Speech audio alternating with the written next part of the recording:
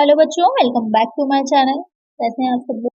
आज की वीडियो में आप लोग के लिए जो आप लोग का AMRS पीजीटी कॉमर्स के बच्चे हैं या फिर जो यूपी पीजीटी या टीजीटी कॉमर्स के बच्चे हैं जिन्होंने फॉर्म फिल किया है और प्रिपरेशन कर रहे हैं एग्जाम की, तो उनके लिए मैं प्रैक्टिस सेट लेकर के आई हूँ, जिससे कि आपने जो अभी तक की तैयारी करी है आपकी, और आप वो देख सकें कि कितना अच्छे से आपका तैयार है, कौन सा सब्जेक्ट वीक है जहाँ पर आपको थोड़ा सा और मेहनत करने की और कोशिश करने की जरूरत है। इसकी एक अलग से चैनल पर प्लेलिस्ट अवेलेबल है, जिसमें आपको सारी वीडियोस जो आई हैं या आगे आएंगी वो आसानी से मिल जाएंगी। लिंक पर डिस्क्रिप्शन में दे दूंगी, देख लीजिएगा। आइए वीडियो को शुरू करते हैं। शुरू करने से पहले जिन बच्चों ने सब्सक्राइब नहीं किया, सब्सक्राइब कर लीजिए, वीडियो को लाइक कर दीजिएगा और फ्रेंड्स के साथ शेयर कर दीजिएगा। आइए शुरू करते हैं। फर्स्ट क्वेश्चन लेते हैं कि ऋण पर धारक है debentures holders are debtors of the company, creditors of the company, external users, owners of the company. Company की जब हम बात करते हैं तो कैपिटल बहुत इंपॉर्टेंट होती है, पूंजी। बिना कैपिटल के किसी भी कंपनी को शुरू नहीं किया जा सकता। कैपिटल बहुत इंपॉर्टेंट होती है। तो उस कैपिटल को लेने के लिए कंपनी क्या करती है, क्योंकि अगर एक प्राइवेट कंपनी है या एक छोटी कोई कंपनी है तो वहां पर तो हम कम कैपिटल से भी शुरू कर सकते हैं, लेकिन कोई बड़ी कंपनी है, पब्लिक कंपनी है, ज्वाइंट स्टॉक कंपनी है, वहां पर क्या रहता है कि हमें ज्यादा पूंजी की आवश्यकता होती है, ज्यादा कैपिटल चाहिए होती है। तो किसी एक व्यक्ति के पास पॉसिबल नहीं होता है इतनी कैपिटल का होना। तो वहां पर कंपनी क्या करती है, और जो उसके सोर्सेज होते हैं और तरीकों से कैपिटल को कलेक्ट करती है। वो कौन से तरीके हो जाते हैं, शेयर्स जारी करती है, डिबेंचर्स को जारी करती है, लोन्स लेती है, कई आपके तरीके हो जाते हैं। तो यहाँ पर जो अब शेयर्स क्या हो जाते हैं, डिबेंचर्स क्या हो जाते हैं, इन्हीं से रिलेटेड क्वेश्चन हम देखेंगे। तो यहाँ पर जो आपके ऋण पत्र धारक हैं, जो डिबेंचर होल्डर्स हैं, यानी कि जब कंपनी ऋण लेती है उसके लिए जो एक प्रमाण पत्र देती है, जो ऋण पत्र कहलाता है, डिबेंचर कहलाते हैं। तो यहाँ पर वो ऋण पत्र धारक जो होगा वो कंपनी का क्या होता है, कि उस कंपनी का देनदार होता है, लेनदार होता है, एक बाहरी उपयोगकर्ता होता है, या फिर कंपनी का स्वामी होता है, मालिक होता है। तो ऋण पत्र धारक क्या हो जाता है, कंपनी का लेनदार होता है, क्रेडिटर होता है। एक आंसर क्या हो जाएगा हमारा, ऑप्शन बी। नेक्स्ट क्वेश्चन है, ऋण पत्र इंगित करते हैं, debentures indicates the short term borrowings of a company, director share in A company, the investment of equity share holders, long term borrowings of a company. तो क्वेश्चन में कह रहा है, जो ऋण पत्रधारी होते हैं, ऋण पत्र होते हैं, वो किस चीज को इंडिकेट करते हैं, क्या बताते हैं कि किसी कंपनी का अल्पकालिक उधार कितना है, किसी कंपनी में निवेशकों के अंश कितने हैं, समता अंशधारियों का निवेश कितना है, या फिर किसी कंपनी का दीर्घकालिक ऋण कितना है। तो यहाँ पर जो डिबेंचर्स होंगे वो इंडिकेट करते हैं कि डिबेंचर्स जो होता है वो लॉन्ग टर्म लोन्स होते हैं, दीर्घकाल के लिए लिए जाते हैं। तो यहाँ पर जो डिबेंचर्स होंगी वो लॉन्ग टर्म बोरोइंग्स होती हैं एक कंपनी की। तो एक आंसर क्या होगा, ऑप्शन डी। जिस तरह से आपकी करेंट एसेट और फिक्स एसेट होती है, जो लॉन्ग टर्म के लिए, शॉर्ट टर्म के लिए रहती है, इसी तरह से कैपिटल में भी रहता है कि कुछ लॉन्ग टर्म बोरोइंग्स होती है और कुछ शॉर्ट टर्म होती है। तो जो डिबेंचर्स होते हैं वो आपके लॉन्ग टर्म बोरोइंग्स होती हैं। एक आंसर हो जाएगा ऑप्शन डी। नेक्स्ट क्वेश्चन है, ऋण पत्र में ब्याज देय होता है, इन debenture interest payable is transfer to general reserve, transfer to following for investment account, charge against the firm profit, appropriation of the company's profit. तो जो ऋण पत्र होते हैं उनमें जो ब्याज दिया जाता है वो किस तरह से निकाला जाता है, किस तरह से लिया जाता है। तो यहाँ पर जो कंपनी का प्रॉफिट हो रहा होता है, जो फर्म का एक प्रॉफिट हो रहा होता है, उस पर चार्ज किया जाता है, charge against the firm profit. थोड़ा सा क्वेश्चन को घुमा करके दिया गया है।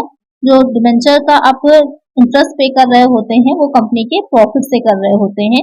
आपने पढ़ा होगा अक्सर profit before interest and tax, जो EBIT या EBT होता है, फाइनेंशियल मैनेजमेंट में रिलेटेड क्वेश्चंस भी मैं इंक्लूड करूंगी, तो इससे और वीडियोस आएंगे उसमें। वहां पर जो इंटरेस्ट दिया जाता है वो प्रॉफिट से दिया जाता है। तो एक आंसर हो जाएगा ऑप्शन सी। नेक्स्ट क्वेश्चन है, ऋण पत्रधारी किसके लिए योग्य है, the owner of the debentures is qualified for fixed rate interest, companies voting right, form profit share, fixed dividend. Question में पूछ रहा है, जो एक ऋण पत्रधारी होगा जिसने की डिबेंचर्स लिए हैं कंपनी के, तो उसको डिबेंचर होल्डर बोलते हैं। तो डिबेंचर होल्डर जो होगा वो किस चीज के लिए क्वालिफाई होता है, कि निश्चित दर पर ब्याज पाने के लिए, कंपनी में मताधिकार के लिए, फर्म के लाभ में हिस्से के लिए, निश्चित लाभांश के लिए। तो यहाँ पर जो फर्म के लाभ का हिस्सा होता है तो वो तो लाभांश के तौर पर जो इक्विटी शेयर होल्डर्स होते हैं, समतांशधारी होते हैं, उन्हें दिया जाता है। तो ऋण पत्रधारी जो होते हैं वो निश्चित दर से ब्याज मिलता है, उनको इंटरेस्ट मिलता है। जब भी डिबेंचर्स की बात आती है तो साथ में एक रेट उसके लगा रहता है, एक फिक्स्ड रेट होता है। जिस टाइम डिबेंचर्स को आप परचेज करते हैं उसी वक्त ये भी डिसाइड हो जाता है, उसी टाइम ये भी डिसाइड हो जाता है कि कितनी रेट से आपको इंटरेस्ट मिलेगा, साथ में उसकी परसेंट जुड़ी रहती है। तो यहाँ पर जो ऋण पत्रधारी होते हैं एक निश्चित दर से एक फिक्स रेट से इंटरेस्ट पाने के लिए क्वालिफाई होते हैं। इसका आंसर क्या होगा? Option A. बाकी कंपनी के मताधिकार जो वोटिंग राइट्स होता है ये सब संस्थानियों को दिए जाते हैं, या एक निश्चित लाभांश है या फिर फर्म में लाभ का हिस्सा है, ये सब एक अंशधारियों को मिलता है, इक्विटी शेयर होल्डर्स को मिलता है। इसका आंसर हो जाएगा ऑप्शन ए। नेक्स्ट क्वेश्चन है, डिबेंचर एप्लीकेशन अकाउंट किस प्रकार का खाता है? Debenture application account is in the form of dash, current account, nominal account, personal account, dual account.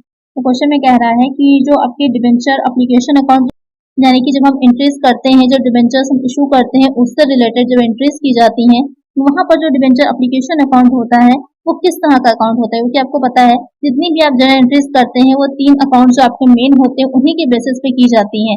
कौन से अकाउंट होते हैं 3? जो पर्सनल अकाउंट होता है, नॉमिनल होता है और रियल होता है। तो यहाँ पर जो डिबेंचर एप्लीकेशन अकाउंट है वो किस तरह का अकाउंट होगा?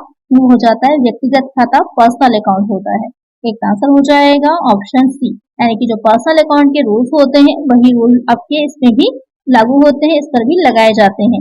क्या है पर्सनल अकाउंट का रूल? आप लोग मुझे कमेंट करिएगा कि किसको डेबिट किया जाता है, किसे क्रेडिट किया जाता है, गिवर को डेबिट करेंगे या फिर जो रिसीवर है उसको डेबिट करेंगे। तो आप लोग मुझे कमेंट करिएगा। यहाँ पर एक आंसर हो जाएगा option C.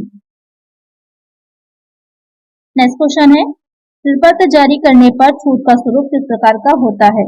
The form of a discount on issue of debentures is in the nature of dash, deferred revenue expenditure, capital loss, revenue loss, none of the above। तो आपने पूंजीगत हानि, राजस्व हानि या फिर अस्थगित राजस्व व्यय के बारे में पढ़ा होगा। इस पर एक अलग से वीडियो मैं लाऊंगी जहां पर आप लोग को इसके बारे में काफी इंपॉर्टेंट है। इससे रिलेटेड क्वेश्चंस आते हैं पूंजीगत और आयगत। कई जगह कंफ्यूजन होती है कि कौन से पूंजीगत व्यय होंगे, कौन से आयगत होंगे, कैपिटल एक्सपेंडिचर होंगे, रेवेन्यू एक्सपेंडिचर होंगे। इस पर एक सेपरेट वीडियो आपकी आएगी। यहाँ पर जो क्वेश्चन मैं आपसे पूछ रहा है कि जब हम डिबेंचर्स को जारी करते हैं तो वहां पर जो इशू करने में हम उसे डिस्काउंट दिया जाता है वो डिस्काउंट किस तरह का उसका नेचर रहता है? तो वो हो जाता है पूंजीगत हानि, कैपिटल लॉस। एक आंसर हो जाएगा ऑप्शन बी, क्योंकि आपके लॉन्ग टर्म से रिलेटेड हो जाते हैं, लॉन्ग टर्म बोरोइंग्स होती हैं, इस वजह से ये कैपिटल लॉस माना जाएगा। एक आंसर होगा ऑप्शन बी। नेक्स्ट क्वेश्चन है, ऋणपत्र जारी करने पर हानि को माना जाता है, loss on issue of debentures is treated as. अभी हमने पढ़ा कि ये क्या है, आपकी जो पूंजीगत हानि है कैपिटल लॉस है। अब ये पूछ रहा है इसको हम कैसे ट्रीट करते हैं? जब अपने अकाउंट्स में हम इसको दिखा रहे हैं तो वहां पर हम इसे किस तरह से ट्रीट करते हैं? क्या मानते हैं, संपत्ति मानते हैं या फिर दायित्व मानते हैं? Miscellaneous expenditure, intangible asset, current liability. जो अपने अकाउंट्स बनाते हैं, अपनी बैलेंस शीट बनाते हैं तो वहां पर आपकी एक साइड लायबिलिटी आती है, दूसरी साइड एसेट आ जाती है। एसेट साइड में फिक्स्ड एसेट हम डालते हैं, इंटेंजिबल एसेट्स डालते हैं, करंट एसेट डालते हैं, उसके बाद हम डालते हैं मिसलेनियस एक्सपेंडिचर्स। जब हम मिसलेनियस एक्सपेंडिचर्स डालते हैं तो वहां पर हम इसको दिखाते हैं। क्यों? क्योंकि इसको रिटर्न ऑफ धीरे धीरे क्या होता है, जैसे जैसे प्रॉफिट होता जाता है कंपनी इसको रिटर्न ऑफ करती जाती है। तो यहाँ पर इसे हम जो आपका एसेट साइड है वहां पर दिखाते हैं। किस साइड में दिखाएंगे? मिसलेनियस एक्सपेंडिचर में दिखाते हैं। एक आंसर हो जाएगा हमारा ऑप्शन ए। नेक्स्ट क्वेश्चन है, सुरक्षित ऋणपत्र को क्या कहा जाता है? Secured debentures is known as mortgage debenture, convertible debenture, unsecured debentures, none of the above. Question में पूछ रहा है कि जो सिक्योर्ड डिबेंचर्स होते हैं, जो ऋणपत्र होते हैं वो भी आपके कई तरह के होते हैं, परिवर्तनीय, अपरिवर्तनीय, सुरक्षित होते हैं, असुरक्षित होते हैं, कई तरह के रहते हैं। यहाँ पर जो पूछ रहा है जो सुरक्षित ऋणपत्र होते हैं उन्हें क्या कहा जाएगा, कि उन्हें किस नाम से पहचाना जाता है? तो यहाँ पर जो सुरक्षित ऋणपत्र होते हैं, बंधक ऋणपत्र, परिवर्तनीय ऋणपत्र, असुरक्षित ऋणपत्र, वो कहलाते हैं बंधक ऋणपत्र या फिर मोर्टगेज डिबेंचर्स। यानी कि सिक्योर्ड डिबेंचर का मतलब ये है कि उसपे कोई भी एसेट जो कंपनी की होती है वो प्रभार के तौर पर रखी हुई होती है कि अगर कंपनी उनकी जो डिबेंचर्स है उनका जो भी अमाउंट है वो नहीं चुका पाती है तो वहां पर जिस संपत्ति के को रख करके सिक्योरिटी के लिए उनको डिबेंचर्स दिए गए थे उस संपत्ति से या उस संपत्ति को सेल करके उसका अमाउंट निकाल लिया जाएगा। यहाँ पर एक आंसर हो जाता है ऑप्शन ए। नेक्स्ट क्वेश्चन है, असुरक्षित ऋणपत्र को क्या कहा जाता है? Unsecured debentures is known as simple debentures, mortgage debentures, secured debentures, none of the above. Question पूछ रहा है जो असुरक्षित ऋणपत्र है वो क्या कहलाएंगे? अभी आपने सुरक्षित के बारे में जाना कि उन्हें मोर्टगेज डिबेंचर्स भी कहते हैं। यहाँ पर जो अनसिक्योर्ड डिबेंचर्स होते हैं वो क्या होंगे?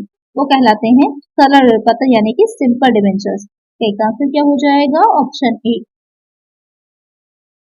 नेक्स्ट क्वेश्चन है, कंपनी है, company has dash, limited liability, limited existence, separate legal initiative, none of the above.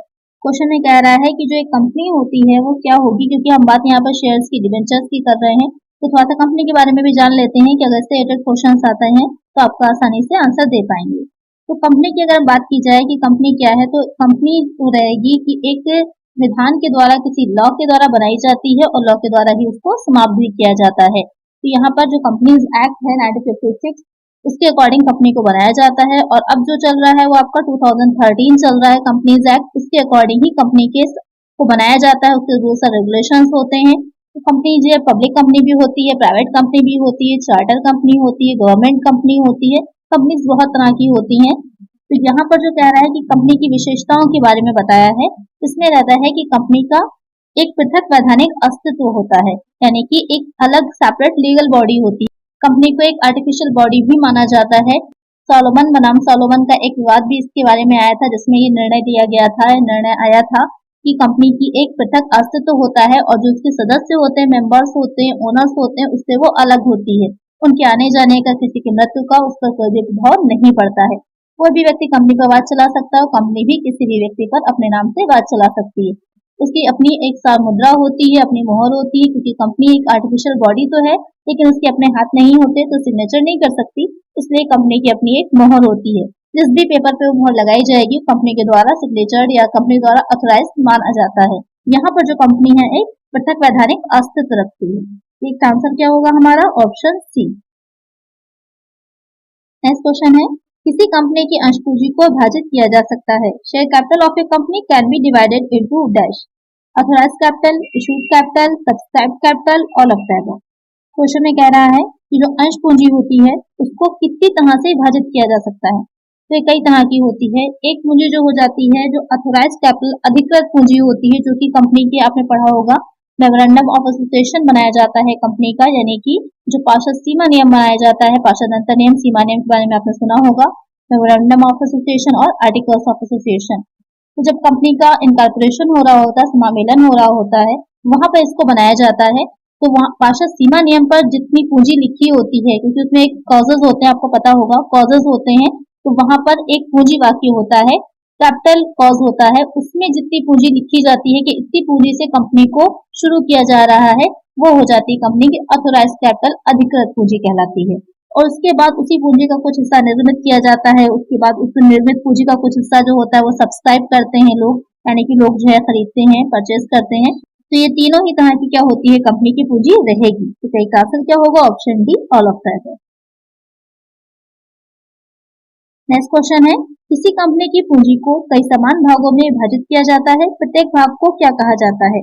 The capital of a company is divided into a number of equal parts, each part is called dash, share, debenture, general reserve, none of the above. आपने तो समझ लिया कि ऋण पत्र क्या होते हैं, अंश क्या होता है। तो अगर बात हम करते हैं शेयर की, कि शेयर का नाम तो बहुत लेते हैं, लेकिन एग्जैक्टली शेयर होता क्या है, उसकी डिफिनेशन क्या होगी। तो यहाँ पर उसकी डिफिनेशन की अगर हम बात करें, तो कंपनी की कैपिटल होती है, उस कैपिटल के वो कुछ टुकड़े बांटती है, कुछ जो है छोटे छोटे हिस्सों में उसे बांट देती है अपनी कैपिटल को, और उसका एक हिस्सा जो होता है वो अंश कहलाता है, शेयर कहलाता है। तो यहाँ पर जो क्वेश्चन आपसे पूछ रहा था कि कंपनी की पूंजी जो कई भागों में विभाजित होती है, प्रत्येक भाग क्या कहलाएगा, वो हो जाता है अंश, शेयर्स। तो इसका आंसर क्या हो जाएगा हमारा? Option A.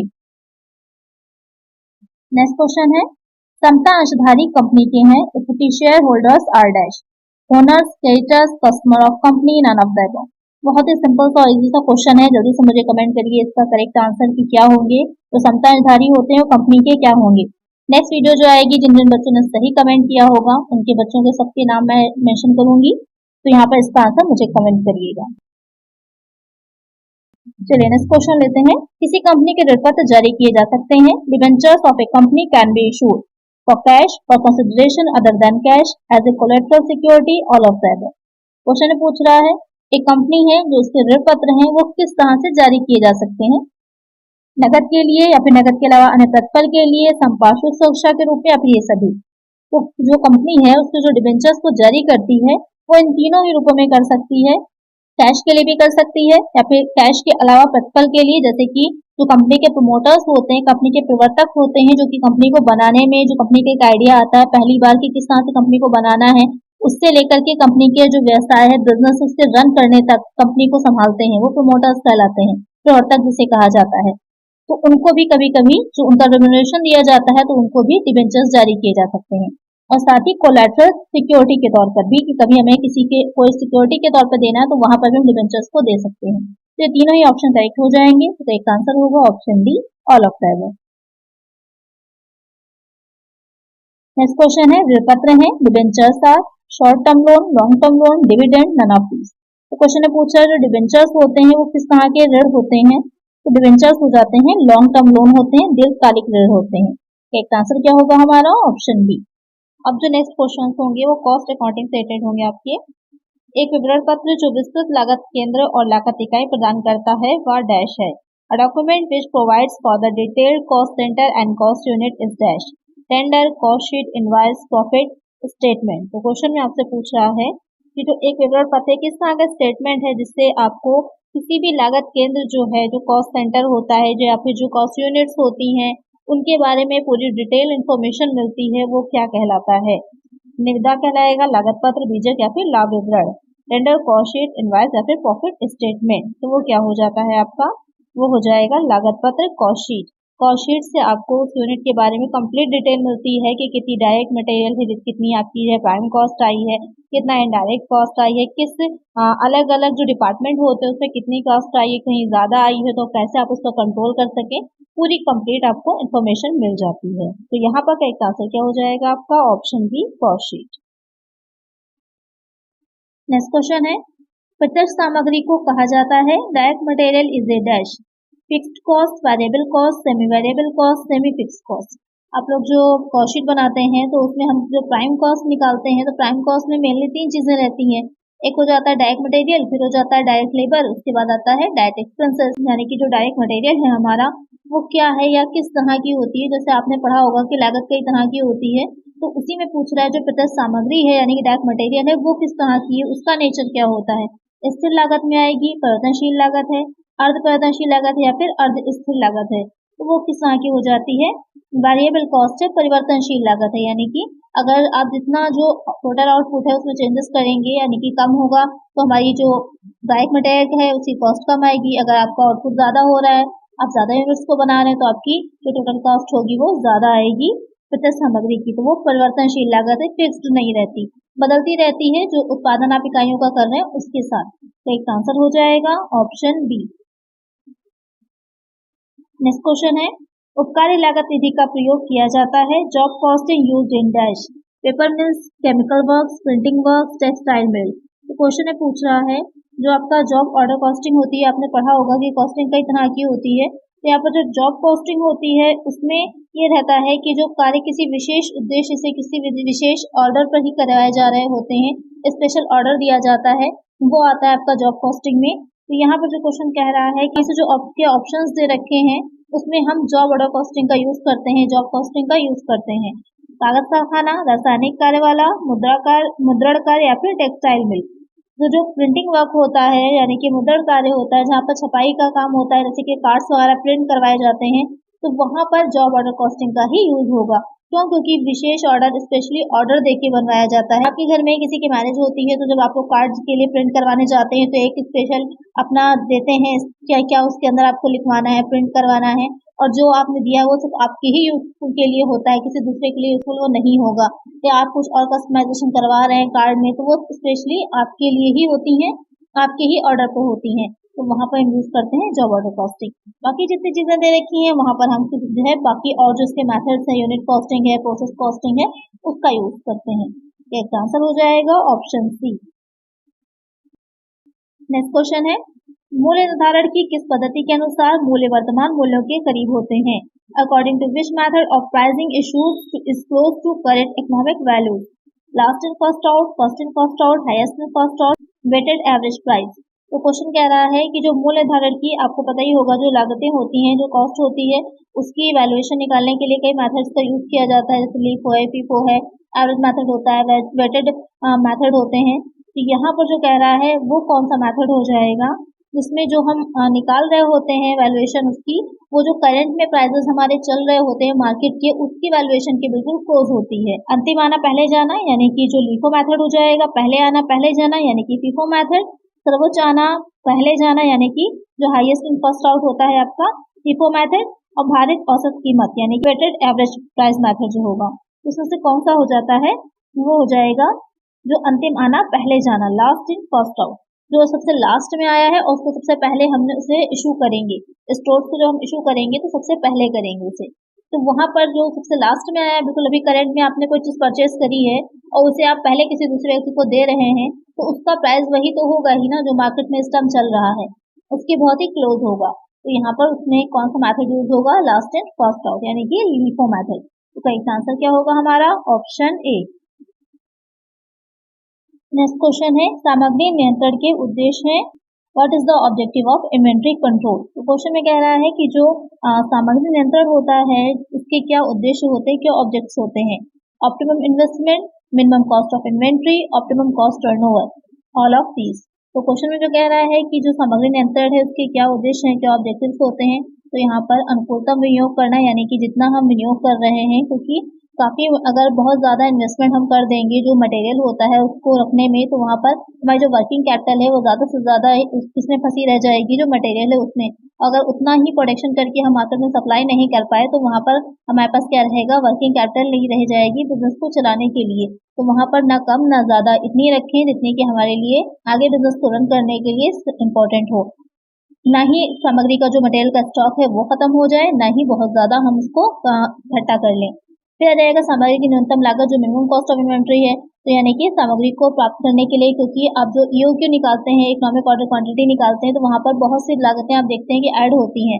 सिर्फ परचेजेस नहीं आता, उसमें जो आपकी कैरिंग कॉस्ट है वो भी आती है, वाहन लागतें जो होती हैं, भंडारण की होती हैं, लाने ले जाने की होती हैं, ये सारी कॉस्ट भी आती हैं। इन सब पर भी कंट्रोल रखा जा सके, ना बहुत ज्यादा है ना ही बहुत कम। ऑर्डरिंग कॉस्ट जो रखी जाए, जो हम आदेश दे रहे हैं, इन सब में ध्यान में रखा जाता है कि बहुत ज्यादा हमारा इन्वेस्टमेंट ना होने पाए और लागतें हमारी कम आए। ऑप्टिमम कॉस्ट टर्नओवर, अनुकूलतम स्टॉक आवर्त इसमें रहता है कि इतना स्टॉक रखा जाना चाहिए जिससे कि बहुत ज्यादा ना हो जाए ना ही कम रहे। तो वहां पर जो स्टॉक का आवर्त होता है, आवर्त का मतलब ये हो जाएगा कि बार बार जो स्टॉक का आना और जाना उसकी एक सीमा बनी रहे। इसी के लिए आप इसमें आगे जो पढ़ते होंगे मटेरियल कंट्रोल में, रीऑर्डर लेवल है, मिनिमम लेवल है, मैक्सिमम लेवल है, डेंजर लेवल है, ये सारे पॉइंट बनाए गए हैं जिससे कि ये देखा जा सके कि कितना हमारे पास एक ऑर्डर क्वांटिटी रखनी हमको चाहिए और कितना हमारे पास स्टॉक में रहना चाहिए। यहाँ पर ये तीनों ही ऑब्जेक्ट होते हैं जो आपका सामग्री नियंत्रण है, मटेरियल कंट्रोल है, उसकी। तो एक आंसर हो जाएगा option D, all of these. Next question में आपको एक फॉर्मूला दे रखा है, वो कंप्लीट नहीं है, आपको उसे कंप्लीट करना है। पुनः आदेश स्तर इज इक्वल टू अधिकतम खपत इनटू डैश। यहाँ पर आपको बताना है कि डैश में क्या होगा। Reordering level is equal to maximum consumption into dash, average reorder period, maximum usage, maximum reorder period, normal usage. तो क्वेश्चन में जो आपका रीऑर्डरिंग लेवल है उसका फॉर्मूला पूछा है आपसे, तो क्या हो जाता है, तो यहाँ पर जो आपका डैश है वहां पर रहेगा कि अधिकतम पुनः आदेश अवधि यानी कि मैक्सिमम रीऑर्डर पीरियड। तो यहाँ पर जो आपका फॉर्मूला एग्जैक्टली बनेगा वो हो जाएगा maximum consumption into maximum reorder period, क्या निकल के आ जाएगा आपका रीऑर्डरिंग लेवल, पुनः आदेश का स्तर। एक आंसर हो जाएगा ऑप्शन सी। नेक्स्ट क्वेश्चन है, सामग्री नियंत्रण निम्नलिखित चरण को शामिल नहीं करता है। Material control doesn't cover the following stage, purchase of materials, storing of materials, issue of material, production. तो क्वेश्चन में कह रहा है कि जो मटेरियल कंट्रोल है उसके कुछ स्टेप्स होते हैं या उसके अंदर कुछ चीजों को शामिल किया जाता है, तो उसमें क्या शामिल नहीं होगा। तो यहाँ पर जो सामग्री की खरीद है, क्रय है, परचेजेस शामिल किया जाता है, उसका स्टोरेज भी शामिल किया जाता है और उसका इशू भी शामिल किया जाता है। क्या नहीं आता उसमें, उसमें प्रोडक्शन नहीं आता, उत्पादन नहीं आता। तो मटेरियल कंट्रोल में हम उत्पादन को नहीं शामिल करते कि हम कितना उत्पादन करें, उस पर नियंत्रण हम कर रहे हैं। हम सिर्फ मटेरियल की जो परचेज है उसका स्टोरेज करना और उसे इशू करना, इस पर नियंत्रण रखते हैं। तो एक आंसर हो जाएगा हमारा ऑप्शन डी। नेक्स्ट क्वेश्चन है, बिन कार्ड केवल डैश का रिकॉर्ड है। Bin card is a record of dash only, cost, value, quantity, expenses. Question में कह रहा है जो बिन कार्ड बनाया जाता है उसमें किस चीज का रिकॉर्ड रखा जाता है, लागतों का, मूल्य का, मात्रा का या फिर व्यय का। तो उसमें रिकॉर्ड रखा जाता है क्वांटिटी का, मात्रा का। तो एक आंसर हो जाएगा ऑप्शन सी। नेक्स्ट क्वेश्चन है, बिन कार्ड का रखरखाव डैश द्वारा किया जाता है। Bin card is maintain by the dash, cost accountant, clerk, store keeper, branch accountant. जो बिन कार्ड है वो कौन उसका रखरखाव मेंटेन करेगा या उसको कौन बनाएगा, ये क्वेश्चन पूछ रहा है आपसे। तो उसे बनाने का काम होता है स्टोर कीपर का, जिसमें बिन कार्ड जो होगा रखा जाता है, ये कितनी क्वांटिटी में आपके पास मटेरियल है, कितना इशू हुआ है, इन सारी चीजों को। तो एक आंसर होगा ऑप्शन सी। नेक्स्ट क्वेश्चन है, प्रत्येक प्रक्रिया के लिए औसत इकाई लागत की गणना डैश को डैश से विभाजित करके की जाती है। Average unit cost for each process is calculated by dividing the dash by dash. यहाँ पर आप ध्यान दीजिएगा, यहाँ पर पहले आप प्रक्रिया की बात हो रही है, यानी जो प्रोसेस कॉस्टिंग में हम पर यूनिट निकालते हैं अलग अलग प्रोसेस की, क्योंकि ABC या XYZ कोई भी प्रोसेस का नाम आपको हो सकता है, तो उसमें अलग अलग जो पर यूनिट हम निकालते हैं हर प्रोसेस की, तो उस पर यूनिट को हम कैसे निकालते हैं। आपको याद होगा जो प्रोसेस कॉस्टिंग में हम अकाउंट बनाते हैं तो एक साइड सारे एक्सपेंस हमारे आ जाते हैं, मटेरियल है, लेबर है, वेजेस है, ये सारी चीजें आ जाती हैं। दूसरे साइड हम लोग लिखते हैं जो आपका नॉर्मल वेस्टेज होता है, अब नॉर्मल वेस्टेज होता है, या फिर कुछ आपने सेल किया होता है, वो सारी चीजें लिखते हैं, और साथ ही जो आपको बैलेंस में आउटपुट आता है निकल के, उसके बाद हम उसकी पर यूनिट निकालते हैं। तो पर यूनिट निकालने का फॉर्मूला ही पूछा है आपसे। Total cost and number of units, total cost and number of unit produce, total process cost, number of finish goods, total process cost and number of units in process. थोड़ा सा ध्यान दीजिएगा कि क्वेश्चन पे कि क्या चीज है, किसको किस चीज से डिवाइड किया जाता है, कि कुल लागत इकाइयों की संख्या से, कुल लागत को उत्पादित इकाइयों की संख्या से, कुल प्रक्रिया लागत को तैयार माल की संख्या से, या फिर कुल प्रक्रिया लागत को प्रक्रिया में इकाइयों की संख्या से। तो यहाँ पर हम किसको डिवाइड करके निकालते हैं, तो आ जाएगा जो हमारी टोटल प्रोसेस कॉस्ट आई होती है, तो number of units in process, जो अब नॉर्मल वेस्टेज हुआ होता है, नॉर्मल वेस्टेज हुआ होता है, उन सबको हम निकाल देते हैं। उसके बाद जो हमारी यूनिट्स आती है उससे हम उसको डिवाइड करते हैं। तो यहाँ पर एक आंसर क्या हो जाएगा, ऑप्शन डी। नेक्स्ट क्वेश्चन है, सभी प्रत्यक्ष लागतों का योग क्या कहलाता है। What is the total of all direct cost known as cost of production, cost of sales, prime cost, work cost. जो क्वेश्चन में कह रहा है कि जितनी भी जो आपकी डायरेक्ट कॉस्ट होती हैं उसको जब आप टोटल करते हैं तो क्या आता है। तो मैंने अभी पहले भी आपको समझाया कि जो आपका प्राइम कॉस्ट होती है, जो आपकी प्रधान लागत जिसे बोला जाता है, प्रमुख लागत से बोला जाता है, उसमें जो होती है वो डायरेक्ट सारी होती है, चाहे वो डायरेक्ट मटेरियल हो, चाहे एक्सपेंसेस हो, चाहे लेबर हो। तो यहाँ पर कौन सी हो जाएगी, वो जो टोटल आएगा डायरेक्ट कॉस्ट का वो हो जाएगा प्राइम कॉस्ट। एक आंसर हो जाएगा ऑप्शन सी। और जितनी भी अप्रत्यक्ष आपकी सामग्री हो, व्यय हो या फिर लेबर हो, वो सब आपके ओवरहेड्स में जाता है, वो अलग अलग हो जाएगा, आपका फैक्ट्री है, ऑफिस है, इन सब में जाएगा। यहाँ पर एक आंसर है ऑप्शन सी। नेक्स्ट क्वेश्चन है, कंपनी बंद होने पर भी कितनी लागत चुकानी होगी। What cost will be payable if even if the company is closed. Cost of shutdown, cost of the historical record, cost of some imputed cost. Question में कह रहा है कि जब कंपनी को बंद करा जा रहा होता है या कंपनी क्लोज हो रही होती है तब भी कुछ कॉस्ट हमें पे करनी पड़ती है, तो वो कौन सी कॉस्ट कहलाती है। बंद करने की लागत, ऐतिहासिक रिकॉर्ड की लागत, डूबने की लागत, या फिर आरोपित लागत। वो कौन सी हो जाती है, वो हो जाती है शटडाउन। जब भी कोई कंपनी या किसी जो फैक्ट्री है या कोई मिल है या कोई एंटरप्राइज है उसको बंद किया जा रहा है तो उसे कहते हैं शट डाउन करना। वो आपको कुछ समय के लिए भी हो सकता है, परमानेंट भी हो सकता है, वो डिपेंड करता है कि क्या सिचुएशंस हैं। तो उसको जो बंद कर रहे होते हैं, जो उसकी कॉस्ट आती है वो हो जाती है कॉस्ट ऑफ शट डाउन या फिर बंद करने की लागत। एक आंसर हो जाएगा ऑप्शन ए। नेक्स्ट क्वेश्चन है, लागत और लागत लेखांकन डैश है। Costing and cost accounting are dash, not the same, one and the same, not related at all, none of these. तो कभी कभी कंफ्यूज होते हैं हम लोग कि कॉस्टिंग और कॉस्ट अकाउंटिंग में क्या डिफरेंस होता है। बहुत ही छोटी सी चीजें हैं, लेकिन क्या होता है ध्यान में नहीं रहती है, वहीं पर आंसर हमारा गलत हो जाता है। तो यहाँ पर एक लागत होती है, लागत अंकन होता है, लागत लेखांकन होता है और लागत लेखाशास्त्र होता है। कई तरह की चीजें होती हैं, cost, costing, cost accounting, cost accountancy, ये चार तरह की चीजें होती हैं। एग्जाम में कोई भी पूछ सकता है, तो उनकी डिफिनेशन और क्या होता है ध्यान में रखिएगा आप लोग। तो क्वेश्चन में जो कह रहा है आपका कि लागत और लागत लेखांकन क्या है, समान है, समान नहीं है, बिल्कुल संबंधित नहीं है, या फिर इनमें से कोई नहीं। तो क्या हो जाएगा कि लागत और लागत लेखांकन समान नहीं है, दोनों अलग अलग हैं। लागत जो होती है, लागत में क्या रहता है कि किसी वस्तु को, किसी प्रोडक्ट को, किसी चीज को बनाने में क्या आपके जो व्यय आय होते हैं उनका टोटल जो आप निकालते हैं वो आपकी लागत हो जाती है, कॉस्ट हो जाती है। आप इस तरह से कह सकते हैं कि एक किसी वस्तु पर दिया गया जो वास्तविक व्यय होता है वो हो जाएगा। और जो आपकी लागत अंकन या फिर कहें जो कॉस्टिंग होती है, इसको लागत निर्धारण भी बोला जाता है। तो इसमें क्या रहेगा कि एक तकनीकी होती है, एक टेक्निक होती है, एक प्रोसेस होती है जिससे कि लागतों को निर्धारित किया जाता है, लागतों को डिसाइड किया जाता है कि कितनी लागतें आई हैं। वो हो जाता है आपका लागत अंकन या फिर कॉस्टिंग। अब इसमें कौन सी चीजें आ जाती हैं? तो इसमें आ जाता है कि जितने भी एक्सपेंसेस किए गए हैं उनका एक्यूमुलेशन किया जाता है, संग्रह होगा, उसका उनको क्लासिफाई किया जाता है, वर्गीकृत किया जाएगा कि फिक्स्ड हैं, वेरिएबल हैं, सेमी वेरिएबल हैं, किस तरह के हैं, उनका एनालिसिस किया जाता है। उसके बाद अलग अलग जो डिपार्टमेंट्स होते हैं, किस डिपार्टमेंट के कौन से एक्सपेंसेस हैं, और शीट में आप लोग करते हैं ना, अलग अलग करते हैं कि ये फैक्ट्री से रिलेटेड है, ये ऑफिस से रिलेटेड है, ये एडमिनिस्ट्रेशन से हो जाएंगे, सबको अलग अलग उसमें दिखाते हैं। और हेड्स में होते तो सब आपके एक्सपेंसेस ही है ना, लेकिन आप अलग अलग करके दिखाते हैं सिर्फ ये देखने के लिए कि कहाँ पर हमारी कितनी कॉस्ट आई है। इससे इन फ्यूचर अगर आप चाहें तो वहां पर कंट्रोल कर सके कि हाँ बहुत ज्यादा आ रही है, कैसे हमें उसे कम करना है। इसलिए वो हो जाता है आपका लागत अंकन या फिर कॉस्टिंग।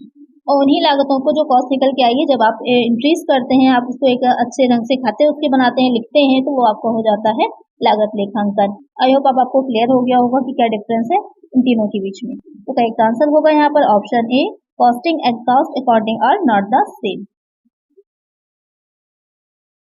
नेक्स्ट क्वेश्चन है, प्रशासन व्यय अधिकतर dash, administration expenses are mostly dash, semi variable, variable, fixed, none of this.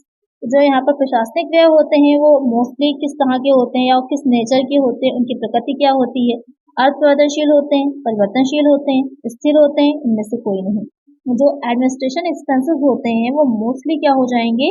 स्थिर होते हैं, फिक्स्ड होते हैं। एक आंसर हो जाएगा ऑप्शन सी कि एडमिनिस्ट्रेशन पे आपको एक्सपेंसेस कितने करने हैं। तो आपकी जो टोटल आउटपुट है आप कर रहे हैं, आप चाहे 500 यूनिट्स बना रहे हो चाहे 5000 यूनिट्स बना रहे हो, आपको पता होता है इतना एक्सपेंसेस आपको एडमिनिस्ट्रेशन पे अपने करना ही है, इसलिए वो फिक्स हो जाएगा। एक आंसर होगा ऑप्शन सी। नेक्स्ट क्वेश्चन है, असामान्य लागत है dash, abnormal cost is dash, uncontrollable, controllable, fixed, none of these। यानी कि कह रहा है जो असामान्य लागतें होती है, abnormal cost होती है, वो अनियंत्रित होती है, नियंत्रणीय होती है, स्थिर होती है, इनमें से कोई नहीं। तो यहाँ पर जो आपकी अब नॉर्मल होती है, जो नॉर्मल वेस्टेज हो रहा है, नॉर्मल कॉस्ट आ रही है किसी पर, तो उस पर आप कंट्रोल कर सकते हैं। लेकिन जो अब नॉर्मल कॉस्ट होती है, अब नॉर्मल वेस्टेज होता है, असामान्य क्षय होता है, उस पर आप कंट्रोल नहीं कर सकते, तो वो क्या हो जाता है? अनकंट्रोलेबल होता है, अनियंत्रित होता है। तो यहाँ पर करेक्ट आंसर हो जाएगा ऑप्शन ए। नेक्स्ट जो क्वेश्चन रहेंगे आप लोगों के वो ऑडिटिंग से रिलेटेड रहेंगे, जो इम्पोर्टेंट ऑडिटिंग के क्वेश्चंस हैं जो एग्जाम में आ सकते हैं उससे रिलेटेड क्वेश्चंस होंगे। अंडर ऑडिट इन डेप्थ, गहन जांच के अंतर्गत all books of accounts are examined, सभी लेखा पुस्तकों की जांच होती है। Specific books of accounts are examined, विशिष्ट लेखा पुस्तकों की जांच होती है। Only cash book is examined, केवल रोकड़ बही की जांच होती है। नन ऑफ द अबव, उपरोक्त में से कोई नहीं। तो यहाँ पे क्वेश्चन आपसे पूछ रहा है कि जो गहन जांच होती है, ऑडिट इन डेप्थ होता है, तो उसके अंतर्गत किस तरह के लेखा पुस्तकों की जांच की जाती है? आपको पता ही होगा कि दो तरह से जांच की जाती है, एक हो जाता है टेस्ट चेकिंग, दूसरा हो जाता है ऑडिट इन डेप्थ।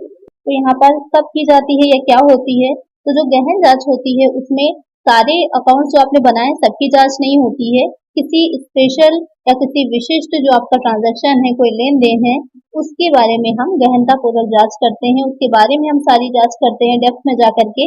उससे रिलेटेड जो भी हमारे पास वाउचर्स होते हैं, जो भी हमने अकाउंट्स बनाए हैं, जो भी हमने जहाँ जहाँ इंटरेस्ट करी है उससे रिलेटेड, उन सब की हम विस्तृत जांच करते हैं, अच्छे से जांच करते हैं, जिससे कि किसी भी तरह की कोई भी त्रुटि ना हो या हमें कोई सस्पिशियस लग रहा है तो उसी के बारे में हम डिटेल में जांच करते हैं। वो हो जाती है आपकी ऑडिट इन डेप्थ। तो करेक्ट आंसर क्या हो जाएगा यहाँ पर आपका option B, specified books of accounts are examined. Next question लेते हैं, consider the following documents, audit notebook, audit programme, audit report, audit fees, the correct sequence in which auditor prepares the documents. Question में कह रहा है कि जो आपके नीचे कुछ डॉक्यूमेंट्स दे रखे हैं, लेखा परीक्षक नोटबुक है, लेखा परीक्षक कार्यक्रम है, लेखा परीक्षक प्रतिवेदन है, लेखा परीक्षक फाइलें हैं। यहाँ पर आपको ये बताना है कि जो लेखा परीक्षक होता है उन्हें तैयार किस अनुक्रम में, किस सीक्वेंस में करता है। तो यहाँ पर आपको एक सीक्वेंस में बताना है कि किस सीक्वेंस में इन जो बुक्स दे रखी हैं, जो भी चीजें दे रखी हैं, उनको एक ऑडिटर होगा प्रिपेयर करेगा। तो सबसे पहले क्या बनाएगा? तो सबसे पहले आपको पता ही है किसी भी चीज की क्या की जाती है, प्रोग्राम तैयार किया जाता है, उसका कार्यक्रम तैयार किया जाता है। एक बार आप प्रोग्राम तैयार कर लेंगे, उसी के अकॉर्डिंग तो फिर आप काम करेंगे अपना। तो सबसे पहले क्या होता है, लेखा परीक्षा कार्यक्रम यानी कि ऑडिट प्रोग्राम तैयार किया जाता है। दूसरे नंबर पे क्या होता है, लेखा परीक्षा नोटबुक बनती है, यानी कि हम सारी चीजें जो होती हैं उनको उनके लिए एक नोटबुक बनाते हैं, इसमें कि हम सब कुछ लिख सकें। फिर आता है लेखा परीक्षक फाइलें, यानी कि जो हमारा ऑडिट फाइल्स है वो तैयार की जाती हैं। और सबसे लास्ट में क्या होता है, रिपोर्ट। रिपोर्ट तो आखिर में ही आएगी जब सारे काम हम कर लेंगे, उसी के बाद तुम रिपोर्ट बनाएंगे किसी चीज की, तो सबसे रिपोर्ट तो सबसे लास्ट में आएगी। तो यहाँ पर जो करेक्ट सीक्वेंस होगा आपका सी हो जाएगा कि सबसे पहले ऑडिट प्रोग्राम हो जाएगा, उसके बाद ऑडिट नोटबुक हो जाएगा, उसके बाद ऑडिट फाइल्स आएंगी, तो लास्ट में आएगा ऑडिट रिपोर्ट। तो करेक्ट आंसर होगा हमारा ऑप्शन सी। अगर इस तरह क्वेश्चन में कंफ्यूजन है तो आप थोड़ा सा ध्यान भी दे सकते हैं। जैसे कि आपको ये पता है कि ऑडिट रिपोर्ट सबसे लास्ट में बनती है, तो ऑडिट रिपोर्ट वाला आपका सबसे लास्ट में हो गया, तो आप बाकी के ऑप्शंस के बाहर हो जाएंगे, तो ऑप्शन ए और ऑप्शन बी आपका बाहर हो गया। अब कंफ्यूजन आया आपका सी और डी में। तो इस तरह के क्वेश्चन को ऐसे भी आप सॉल्व कर सकते हैं। अगर आपको नहीं समझ में आ रहा है तो कोई एक पॉइंट उठाइए जो आपको समझ में आ रहा हो, उसी को ध्यान में रख करके एक आप सीक्वेंस तैयार कर सकते हैं। तो यहाँ पे आपको सी और डी मिल जाएंगे। अब आपको सी और डी में से देखना है, 4 4 जो है वो इक्वली आ रहा है आपका, 4 3 4 3। तो अब आपको कंफ्यूजन 1 और 2 में है कि पहले 1 वाला ऑप्शन है या पहले 2 वाला है, तो प्रोग्राम पहले बनता है, सीधी सी बात है, आपका पहले आ जाएगा। तो करेक्ट आंसर हो जाएगा आपका ऑप्शन सी। ये एक तरीका है, मैंने आपको बताया कि आपको नहीं पता है सही सीक्वेंस, तो आप इस तरह से भी क्वेश्चन को सॉल्व कर सकते हैं। चलिए नेक्स्ट क्वेश्चन लेते हैं। The audit of joint company is, संयुक्त पूंजी वाली कंपनी के लिए अंकेक्षण कंपल्सरी है, अनिवार्य है, ऑप्शनल है, वैकल्पिक है, वॉलंटरी है, ऐच्छिक है, नन ऑफ द अबव, में से कोई नहीं।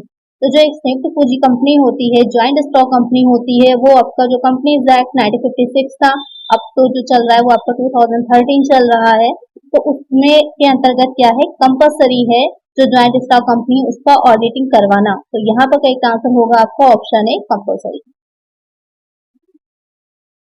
नेक्स्ट क्वेश्चन है, वॉचिंग इज कंसर्न विद, प्रमाणन का संबंध है, verification of authority and authenticity of transaction, लेन देनों की अधिकारिता एवं प्रमाणिकता से, वैलिडिटी ऑफ डॉक्यूमेंट्री एविडेंस, प्रलेखी साक्ष्यों की वैधता से, accuracy of recorded entries and postings in book, पुस्तकों में अभिलेखित प्रविष्टियों एवं खतौनियों की शुद्धता से, ऑल ऑफ अबव, उपयुक्त सभी से। तो क्वेश्चन में कह रहा है कि जो वॉचिंग होती है, जो प्रमाणन होता है, उसका संबंध किससे होता है। तो प्रमाणन होता क्या है, वॉचिंग क्या होती है, आपने प्रमाणन के बारे में पढ़ा होगा ना। तो वॉचिंग का मतलब ये हो जाता है कि जो भी आपने अकाउंट्स अपने बनाए हैं, उन अकाउंट्स को आपने किसी न किसी रिसिप्ट के बेसिस पर ही तो उसकी एंट्रीज करी होंगी, क्योंकि जब आप जर्नल में लिखते हैं तो आपने जो भी ट्रांजेक्शन किया होता है उसकी आपको कुछ रसीदें मिलती हैं, रिसिप्ट मिलती है, इनवाइस मिलता है, कैश मेमो मिलता है। तो उसी के अकॉर्डिंग आप अपने जो भी आपने अकाउंट्स रखे हैं, जो जर्नल बनाया है, उसमें एंट्री करते हैं। तो वो सारे जो रिकॉर्ड्स आपने रखे होते हैं, जिन रिसिप्ट के, जिन बीजक होते हैं, इनवाइस होते हैं, उनके बेसिस पे तो वो अब आपके क्या कहलाते हैं, प्रमाणक कहलाते हैं, वाउचर्स कहलाते हैं। और उनके बेसिस पे जब आप अपने अकाउंट्स की जांच करते हैं, उनको चेक करते हैं, तो वो आपकी प्रोसेस कहलाती है प्रमाणन, यानी कि वाउचिंग कहलाती है। तो अब देख लेते हैं कि वाउचिंग का किससे रिलेशन होता है। तो यहाँ पर लेन देनों की आधिकारिकता, प्रमाणिकता करेक्ट है, ये देखना कि जो भी अकाउंटिंग करी गई है वो ऑथेंटिक है, सही है या नहीं है, करेक्ट है। तो लेखी साक्ष्यों की वैधता, ये भी करेक्ट है कि ये देखना कि जो भी एविडेंस है वो वैलिडेट है या नहीं है। अगर आपने कोई इस तरह की एंट्री कर रखी है जिसका आपके पास एविडेंस नहीं है, कोई आपके पास रिसिप्ट नहीं है, कोई बीजक नहीं है, इनवाइस नहीं है, तो हो सकता है कि वो फेक हो या गलत हो या धोखाधड़ी के उद्देश्य से रखा गया हो, धोखाधड़ी के उद्देश्य से आपने गलत एंट्री दिखाई हो। पुस्तकों में अभिलेखित प्रविष्टियों खतौनियों की शुद्धता से एक्यूरेसी ही चेक की जाती है, जो मिलान किया जाता है आपस में मैच करके। ये तीनों ही चीजों से रिलेशन होता है वाचिंग का। तो एक आंसर होगा हमारा option D, all of the above. Next question है, under vouching checking is done of, प्रमाणन के अंतर्गत जांच की जाती है बुक्स ऑफ ओरिजिनल एंट्री, प्रारंभिक लेखा पुस्तकों की, फाइनल बुक्स ऑफ अकाउंट्स, अंतिम लेखा पुस्तकों की, बैलेंस शीट, आर्थिक चिट्ठे की, ऑल ऑफ द अबव, सभी। तो जो वॉचिंग होती है उसमें हम किस चीज की जांच करते हैं या कहाँ पर किस चीज से हम मिलान करते हैं। तो आप किससे मिलान करेंगे, जो आपने पहले जो जर्नल बनाया है, जो प्रारंभिक लेखे की आपकी ओरिजिनल एंट्रीज की बुक होती है, आप वहां से मिलान करेंगे। क्योंकि उन्हीं के बेसिस पे आप आगे के अकाउंट्स को तैयार करते हो, कि एक पूरी प्रोसेस होती है, आपको पता ही होगा कि जो हम अकाउंटिंग का काम करते हैं तो सबसे पहले हम अपनी जो बुक कीपिंग का काम है, पुस्तकालन है, उसको करते हैं, फिर अकाउंटिंग आती है। तो पुस्तकालन बुक कीपिंग में आप पहले जर्नल में एंट्रीज करते हैं, उसके बाद जर्नल से आपकी जो उसकी और सब्सिडरी बुक्स जो सहायक बहियां हैं, जैसे परचेज बुक है, रिटर्न परचेज रिटर्न है, कैश बुक है और साथ ही सेल्स बुक है, ये सारी बुक्स बनाते हैं। उसके बाद आप उससे लेजर बनाते हैं। लेजर बनाने के बाद फिर हम फाइनल अकाउंट से तब जाते हैं, इसमें ट्रेडिंग अकाउंट बनाते हैं, पीएनएल बनाते हैं, बैलेंस शीट बनाते हैं। ये सब एक प्रोसेस की तरह चलता है। तो सबसे पहले जो प्रमाणन होता है तो किसकी जांच करते हैं हम, जो हमारी बुक्स ऑफ ओरिजिनल एंट्रीज होती हैं, प्रारंभिक लेखा पुस्तकों की। अगर वहां पर आपने एंट्रीज सही करी हैं तो हम ये मानते हैं कि आगे भी एंट्रीज हमारी सही होंगी, क्योंकि हमने उसी के बेसिस पर ही आगे की एंट्रीज भी की होंगी। तो करेक्ट आंसर होगा हमारा ऑप्शन ए। अगर थोड़ा सा कंफ्यूजन है तो एक चीज का ये भी ध्यान रखिए कि जो बैलेंस शीट है, अगर डायरेक्ट आप बैलेंस शीट से जब मिलाने लगेंगे तो आपको समझ में नहीं आएगा कि क्या एंट्री है, क्योंकि वो तो बैलेंस से बनी हुई है ना। जो आपने अकाउंट रखे थे उसके बैलेंस से बनी हुई है, तो आपको उससे कुछ समझ में नहीं आएगा, या आपस में मैचिंग करने ही नहीं बनेगा। या फाइनल अकाउंट से करेंगे तो फाइनल अकाउंट में भी आपका पीएनएल और बैलेंस शीट ही आती है, तो उसमें भी नहीं हो पाएगा। इसलिए जो आपने स्टार्टिंग में मेन आपकी जो एंट्रीज की बुक होती है वहां से शुरू किया जाता है। चलिए नेक्स्ट क्वेश्चन लेते हैं। वॉचिंग एम्प्लॉयज प्रमाणन है। इंस्पेक्शन ऑफ रिसीप्ट, रसीदों का निरीक्षण, examination of vouchers to check authenticity of records, रिकॉर्डों के प्रामाणिकता की जांच के लिए प्रमाणकों का परीक्षण, surprise checking of accounting records, लेखांकित रिकॉर्डों की आकस्मिक जांच, एग्जामिनिंग द वेरियस एसेट, विभिन्न संपत्तियों का परीक्षण। काफी अच्छा क्वेश्चन है, सिंपल सा भी है। प्रमाणन क्या है आपसे पूछा है कि रसीदों का जब निरीक्षण करते हैं उसे प्रमाणन कहते हैं, या फिर जो रिकॉर्ड्स आपने रखे हैं उनकी प्रमाणिकता की जांच हम कर रहे हैं प्रमाणकों द्वारा, वो आपका जो है प्रमाणन है। या फिर जो हम लेखांकित जो हमने अकाउंट्स रखे हैं, जो रिकॉर्ड्स रखे हैं उसकी एक आकस्मिक हम जांच कर रहे हैं, सरप्राइज चेकिंग कर रहे हैं, वो प्रमाणन है। या फिर जो एसेट्स है हमारी उसका हम एग्जामाइन कर रहे हैं उसको, वो हमारा प्रमाणन है। प्रमाणन क्या है? प्रमाणन है आपका कि जब आप उनकी ऑथेंटिसिटी की, उनकी एक्यूरेसी की जो चेकिंग करते हैं वाउचर्स से मिलान करके, वो होता है आपका प्रमाणन यानी कि वॉचिंग। तो करेक्ट आंसर होगा हमारा ऑप्शन बी।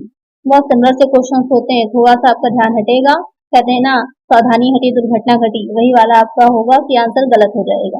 तो थोड़ा सा ध्यान रखिएगा कि किस चीज का एग्जामिनेशन होता है, किस चीज की जांच की जाती है, इस चीज का ध्यान रखिएगा। करेक्ट आंसर होगा ऑप्शन बी। नेक्स्ट क्वेश्चन है, which of the following is called backbone of auditing. निम्नलिखित में से किसे अंकेक्षण की रीढ़ की हड्डी कहा जाता है? काफी अच्छा क्वेश्चन है। रूटीन चेकिंग, नैतिक जांच को, इंटरनल चेक, आंतरिक जांच को, अकाउंटिंग, लेखांकन को, वाउचिंग, प्रमाणन को। तो क्वेश्चन में कह रहा है कि किसे अंकेक्षण की रीढ़ की हड्डी यानी कि बैकबोन ऑफ ऑडिटिंग कहा जाता है। तो इसे जो प्रमाणन होता है आपका, जो वाउचिंग होती है, उसे ही कहा जाता है बैकबोन ऑफ ऑडिटिंग। तो एक आंसर होगा हमारा ऑप्शन डी, क्योंकि जितना अच्छा प्रमाणन होगा, जितनी अच्छे से आप वाउचिंग करेंगे, उतना ही आप ट्रस्ट कर सकते हैं उन जो अकाउंट्स रखे गए हैं उन पर कि हाँ वो अकाउंट सही है। क्योंकि जितने ज्यादा आपके पास वाउचर्स अवेलेबल होंगे तो एंट्रीज की आपस में जांच करना, मिलान करना पॉसिबल हो पाएगा, उतना ही ज्यादा एक्यूरेट हम मानेंगे कि आपने जो अकाउंट्स रखे थे वो होंगे।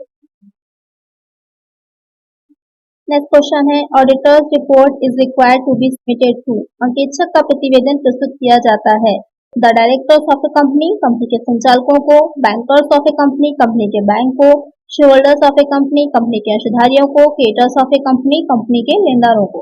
तो क्वेश्चन में कह रहा है कि जो अंकेक्षक की रिपोर्ट होती है वो किससे दी जाती है या किसके के सामने प्रस्तुत की जाती है, किसको सबमिट की जाती है। तो जो अंकेक्षक की रिपोर्ट होती है वो जो शेयर होल्डर्स होते हैं, कंपनी के अंशधारी होते हैं, उनको दी जाती है, क्योंकि कंपनी के अंशधारियों को ही कंपनी का ओनर कहा जाता है, ओनर माना जाता है। इसलिए उनको ही साधारण सभा में जो रिपोर्ट होती है वो प्रस्तुत की जाती है या सबमिट की जाती है। तो एक आंसर होगा हमारा ऑप्शन सी। नेक्स्ट क्वेश्चन है, an independent and critical inquiry of management process is known as. प्रबंधकीय प्रक्रिया की स्वतंत्र एवं आलोचनात्मक जांच को कहा जाता है ऑपरेशनल ऑडिट, संचालन अंकेक्षण, फाइनेंशियल ऑडिट, वित्तीय अंकेक्षण, मैनेजमेंट ऑडिट, प्रबंध अंकेक्षण, नन ऑफ द अबव, इनमें से कोई नहीं। तो जो प्रबंधकीय प्रक्रिया यानी कि जो मैनेजरियल प्रोसेस होती है, मैनेजमेंट प्रोसेस होती है, उसकी एक स्वतंत्र रूप से और क्रिटिकल आलोचनात्मक जांच करना कि क्या गलत है क्या सही है, इसके बारे में क्लियरली बोलना, क्लियरली चेकिंग करना, तो वो जांच क्या कहलाएगी, किस तरह का अंकेक्षण कहलाती है, तो वो हो जाता है आपका मैनेजमेंट ऑडिट यानी कि प्रबंध अंकेक्षण। तो इसका आंसर होगा ऑप्शन सी। इसमें ये देखा जाता है या एवेल्यूएशन किया जाता इस चीज का एवेल्यूएशन किया जाता है कि जो प्रबंध है, मैनेजमेंट है, वो सही ढंग से काम कर रहा है या नहीं कर रहा है। नेक्स्ट क्वेश्चन है, स्टेटरी ऑडिट इज कंपल्सरी फॉर, वैधानिक अंकेक्षण अनिवार्य है। ऑल पब्लिक लिमिटेड कंपनी, सभी सार्वजनिक सीमित कंपनियों के लिए। ऑल प्राइवेट लिमिटेड कंपनी, सभी निजी सीमित कंपनियों के लिए। All joint stock limited companies, सभी संयुक्त पूंजी वाली सीमित कंपनियों के लिए। ऑल बिजनेस कंसर्न, सभी व्यापारिक प्रतिष्ठानों के लिए। तो जो स्टेटरी ऑडिट होता है, वैधानिक अंकेक्षण होता है। अंकेक्षण कई तरह का होता है, इससे पहले के प्रीवियस वीडियो में मैं इसको इंक्लूड कर चुकी हूँ। टाइप्स ऑफ ऑडिट जो होते हैं उस रिलेटेड क्वेश्चंस थे। अगर आपने नहीं देखी है तो लिंक डिस्क्रिप्शन में प्लेलिस्ट है, देख लीजिएगा वहां से जाकर। तो यहाँ पर जो कह रहा है कि स्टेटरी ऑडिट जो होगा वो किसके लिए कंपल्सरी है, किसके लिए अनिवार्य होता है, तो वो हो जाता है जो ज्वाइंट स्टॉक लिमिटेड कंपनीज होती हैं उनके लिए कराना। तो करेक्ट आंसर होगा हमारा ऑप्शन सी। नेक्स्ट क्वेश्चन है, management audit is concerned with verification of, प्रबंध अंकेक्षण का संबंध निम्न के सत्यापन से है। Profitability of a company, financial position of a company, review of the management system and procedures, none of these. तो क्वेश्चन में कह रहा है जो प्रबंधकीय अंकेक्षण मैनेजरियल ऑडिट किया जाता है तो किससे रिलेटेड होता है, कंपनी की लाभदायकता से, कंपनी की वित्तीय स्थिति से, प्रबंध पद्धति और प्रक्रियाओं की समीक्षा से, इनमें से कोई नहीं। जो मैनेजमेंट ऑडिट होता है वो किससे कंसर्न होता है कि जो मैनेजमेंट है, जो मैनेजमेंट सिस्टम है किस तरह से काम कर रहा है और उसके प्रोसेस प्रक्रियाएं जो है वो जो पद्धतियां अपना रहा है उसकी एक तरह का रिव्यू करना, उसकी तरह की समीक्षा करना। तो करेक्ट आंसर होगा हमारा ऑप्शन सी। नेक्स्ट क्वेश्चन है, cost audit report is to be furnish to, लागत अंकेक्षण की आख्या निम्न को प्रस्तुत की जाती है। The company, the central government with a copy to company, the central government, the company secretary. तो क्वेश्चन में कह रहा है जो लागत अंकेक्षण करवाया जाता है, जो कॉस्ट ऑडिट होता है, उसकी जो रिपोर्ट होती है वो किसे सबमिट की जाती है, किसको दी जाती है, कंपनी को दी जाती है या फिर जो केंद्र सरकार है तो उसकी केंद्र सरकार को दी जाती है और उसकी एक कॉपी जो होगी, प्रतिलिपि जो होगी वो कंपनी को दी जाएगी, या सिर्फ केंद्र सरकार को या फिर कंपनी के सचिव को। कॉस्ट ऑडिट होता है उसकी जो रिपोर्ट दी जाती है वो सेंट्रल गवर्नमेंट को दी जाती है और उसकी एक कॉपी जो होगी वो कंपनी को दी जाएगी। तो एक आंसर होगा हमारा ऑप्शन बी। नेक्स्ट क्वेश्चन है, which of the following doesn't call for physical verification, निम्न में से किसके भौतिक सत्यापन की आवश्यकता नहीं होती है। Stock, plant, loose tools, goodwill. तो यहाँ पर क्वेश्चन में कह रहा है कि ऐसी कौन सी यहाँ पर एसेट्स आपकी दे रखी हैं, तो आपको ये बताना है कौन सी ऐसी एसेट है जिसका फिजिकल वेरिफिकेशन अनिवार्य नहीं होता, कंपल्सरी नहीं होता। आपको पता होगा दो चीजें होती हैं, एक होता है मूल्यांकन, दूसरा होता है सत्यापन। इवैल्यूएशन होता है और साथ ही वेरिफिकेशन होता है।